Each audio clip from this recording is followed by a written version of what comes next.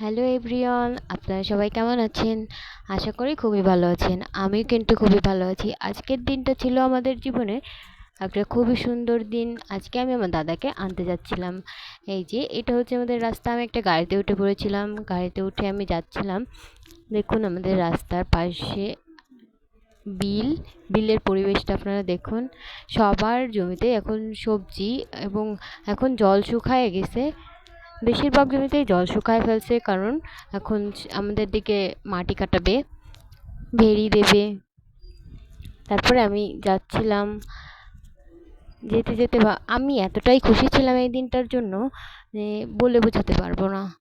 আমি আমার দাদাকে আনতে যাচ্ছিলাম। আমি ভাবছিলাম যে কখন রাস্তা শেষ হবে, কখন রাস্তা শেষ হবে। আমি বারবার টাইম দেখছিলাম যে কখন রাস্তাটা শেষ হবে। তারপরে আমি অবশেষে দৌলতপুর বাজারের এখানে চলে আসলাম। তারপরে আমি আমার দাদাকে খুঁজতেছিলাম, দাদাকে একটা কল দিয়েছিলাম। তারপরে দাদা বলল যে আমি এখানে দাঁড়াইছি, তুমি এখানে আসো। আমি তারপর আমি দাদার জন্য এখানে ওয়েট করছিলাম। দাদা চলে আসলো। এবার দাদার সঙ্গে আমি হাঁটছিলাম, হাঁটতে হাঁটতে চলে গেছিলাম পশুপতি মিষ্টির দোকানে। এখানে গিয়ে আমরা মিষ্টি নিব এবং রসগোল্লা নিব। এই যে লোকটা, উনি এই দোকানটায় এত পরিমাণ ভিড় থাকে যে বলে বোঝাতে পারবো না। আমরা এত গেছিলাম, কিন্তু এতটা লোক যে ভিড়ের কারণে আমরা দাঁড়াতে পারছিলাম না। তারপরেও কোনোভাবে দাঁড়িয়ে ভিডিও করছিলাম। আমরা এখান থেকে প্রায় 4 কেজির মতো মিষ্টি নিয়েছিলাম, কিন্তু 2 কেজি আমরা অন্য জায়গায় রেখে আরেকটা বাড়িতে রেখে আর আমরা 2 কেজি নিয়ে বাড়ি যাচ্ছিলাম। উনি আমাদের মিষ্টি দিচ্ছিল, আর এতটা পরিমাণ ভিড় ছিল যে মানুষের সঙ্গে উনি বেশ কথা বলছিলেন আর দিচ্ছিলেন। আপনারা দৌলতপুরে এই মিষ্টিটা একদম সতেজ মিষ্টি হয়, তাজা মিষ্টি, একদম দিনের দিন বানায়। আর এই দিনের দিনই এটা সেল হয়ে যায়। এই মিষ্টির দোকান থেকে যদি আপনারা খেতে চান তাহলে এই দোকান থেকে খেতে পারেন। আমার তো খুবই ভালো লাগে এই মিষ্টিটা।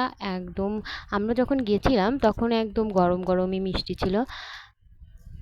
আমরা একদম ফ্রেশ একটা মিষ্টি নিয়ে আসছিলাম।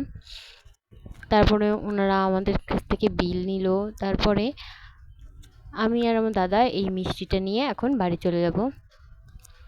টাকা দিল দাদা। তারপরে আমরা এখান থেকে বেরিয়ে পড়লাম। বেরিয়ে পড়ে এখন আমরা যাব পান কিনতে।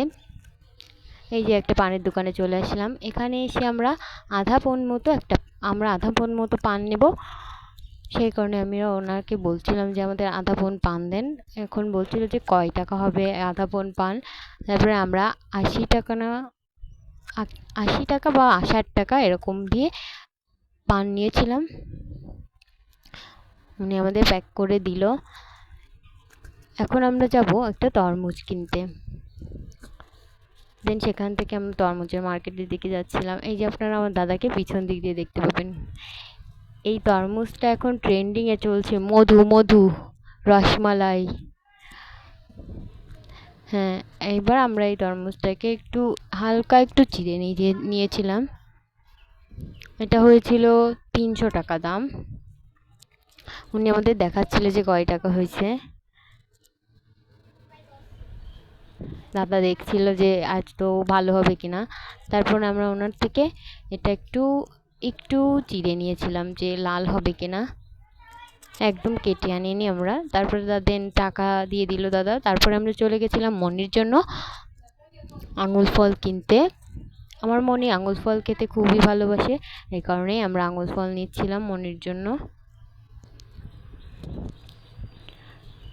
আঙুল ফলটা নিতে আমাদের একটু এখানে বেশ দেরি হয়েছিল। বাজারে এতটার পরিমাণ রোদ ছিল যে আমরা দুইজন হাঁটছিলাম আর গরমে ঘেমে ভিজে যাচ্ছিলাম। দাদা টাকা নিয়ে দিল। এইবার আমরা চলে এসেছিলাম গাড়িতে। গাড়িতে এসে তো কোনো লোকই হচ্ছে না। আমরা প্রায় আধা ঘন্টার ভিতরে বসেছিলাম। বসে বসে আমি একটু চুলে একটু নকশা করছিলাম। আরও কিছু লোক আসলো। তারপরে আমাদের গাড়িটা ছেড়ে দিল। আমরা এখন শহর ছেড়ে আমাদের গ্রামের দিকে চলে যাচ্ছিলাম।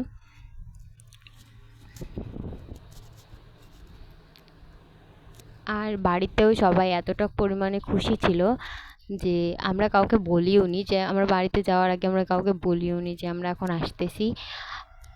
সবাই শুধু ফোন দিচ্ছে তোমরা বাড়ি আসার আগে রাস্তায় আমরা ওয়েট করবো, রাস্তায় আমরা ওয়েট করবো, কিন্তু আমরা রাস্তায় কাউকে ডাকিনি।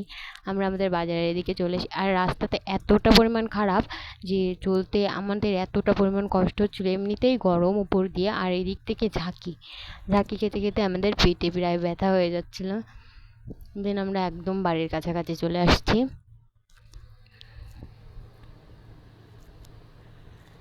দেখুন এটা হচ্ছে আমাদের মাঠ, এখান দিয়ে আমাদের বাড়ি অল্প একটু দূরে।